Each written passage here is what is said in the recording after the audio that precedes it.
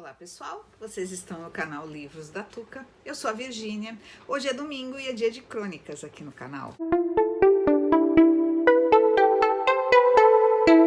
Hoje eu trouxe para vocês mais uma do livro do Leandro Carnal, Diálogo de Culturas.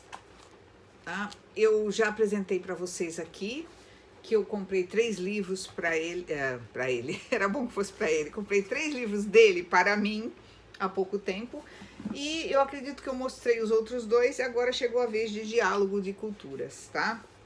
Ai, tem uma crônica melhor que a outra, gente, recomendo muitíssimo. Eu vou ler essa porque mexeu bastante comigo. Lembrar e Esquecer, ou A Vida entre Dory e Funes. Você já se deu conta de que nossa civilização é o culto à reminiscência? Nossas ruas e praças, nossas datas e agendas existem a serviço da evocação. Discutimos o valor político da memória ao questionar se determinada pessoa deve continuar sendo homenageada, batizando uma via pública. O elevado Costa e Silva transformou-se em João Goulart, em São Paulo. Para os usuários comuns, nem o presidente, nem o general, apenas o minhocão.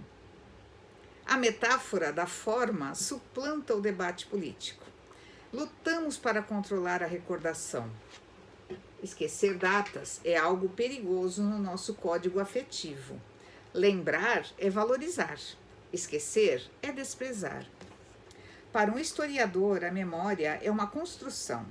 Ela não significa trazer um fato à tona, mas como eu, hoje, construo minha relação com o fato pretérito. Nunca se trata de recriar o passado, ou, como queria Leopold von Ranke, descrever as coisas tal como realmente foram. Hoje, é mais usual dizer que o especialista em memória, o historiador, estuda como são lembrados ou esquecidos os fatos históricos. Sob esse enfoque, toda história seria história contemporânea. No romance Incidente em Antares, de Érico Veríssimo, ele fala de um naturalista francês que indica a estrela que dá nome à cidade. A ideia foi substituída pela afirmação de que o nome da cidade, Antares, derivava da abundância das antas na região. Pensei nisso quando vi plantadas araucárias em áreas reurbanizadas de pinheiros, em São Paulo. Imaginei que, em 100 anos, quando essas árvores estivessem frondosas, alguém diria: o nome do bairro surgiu aqui da existência desses pinheiros. Confundiriam a causa com a consequência, e não havendo outra fonte, a versão seria vitoriosa. Seria como o balcão de Julieta, em Verona. A lenda criou o fato concreto. Aprofundo o tema com uma ficção. Uma jovem de 15 anos faz seu baile de debutante e passa o dia seguinte ao celular, narrando detalhes da noite. Depois, aos 25, a mesma jovem observa as fotos e acha tudo cafona. Por fim, a personagem observa as fotos aos 70 anos de idade e enfatiza como era bonita. Qual das 3 narrativas contém a memória verdadeira? A dos 15, 25 ou 70 anos? Voltamos ao valor histórico. O fato deve ser relembrado dentro do contexto novo da mulher que ressignifica o resgate da festa. Jorge Luiz Borges criou um personagem, Funes, o memorioso. Ele é incapaz do esquecimento. A personagem sofre de hipermnésia, memória absoluta. Funes morreu jovem e não conseguia mais pensar, porque, como disse Borges, refletir seria esquecer diferenças, generalizar e abstrair. Quem lembra tudo, nada pensa. Repetir dados não é inteligência. Situação oposta. Macondo, a mítica aldeia de 100 anos de solidão. Sofre por se esquecer de tudo. Só a poção do cigano Melquíades salva o povo na imaginação de Gabriel Garcia Marques. O que lembramos? Quando lembramos? Quais as coisas que desejamos esquecer? A memória é uma construção permanente. Estamos todos mais ou menos próximos de Dory, a simpática peixinha que tem memória deficitária. Dory é o anti-Funes e parece mais feliz. Esquecemos de forma aleatória e recordamos a partir de critérios pouco claros. Para evitar essas irregularidades, foi inventada uma arte mnemônica, conjunto de técnicas para que tudo venha à tona quando necessário. Este exercício fez a glória de Giordano Bruno e da escola jesuítica. Para recordar argumentos, estabelecia-se o Palácio da Memória, com salas e armários concatenados, tentando organizar as informações.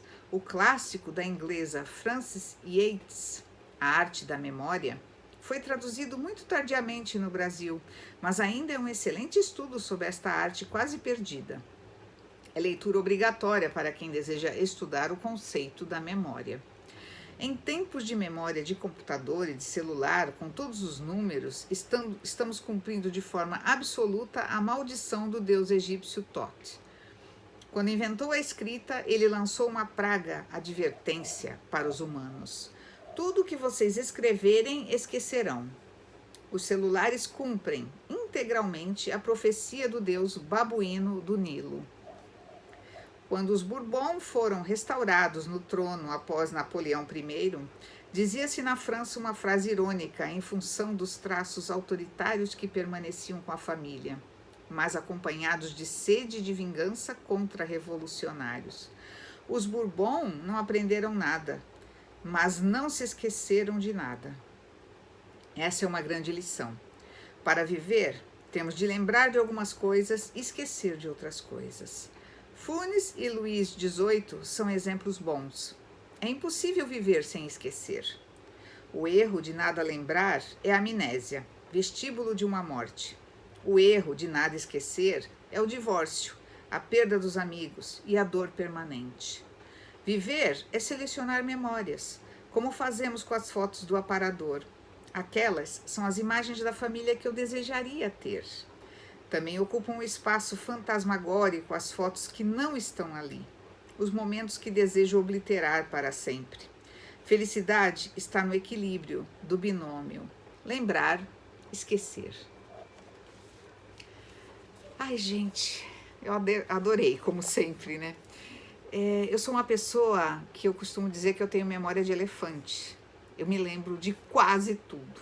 Não sou o Funes, não. Mas também estou longe de ser a Dory. Eu lembro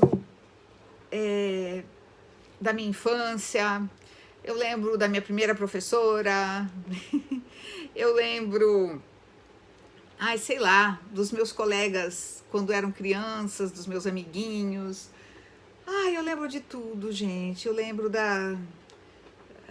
dos meus pais jovens ainda. Saudade. Lembro dos meus primos, todos pequenos. Depois, mais tarde, lembro dos meus filhos pequenos, dos domingos na casa da minha sogra. Todo domingo era na casa da minha sogra, onde se reuniam todas as crianças da família. Era uma bagunça danada, mas era muito bom, muito gostoso.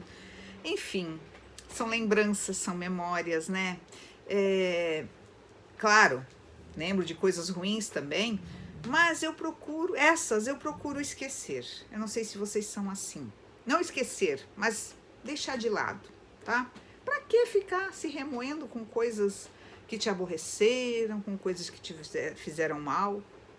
Não, procure se lembrar sempre das coisas boas, sempre das pessoas com saúde. É assim que eu gosto de lembrar dos meus pais, tios queridos que já se foram, de animais de estimação que eu amei demais, que também já se foram. Se foram não, né? Só mudaram de dimensão. Um dia eu vou encontrar todo mundo, eu sei disso. Tá bom, gente? Era isso.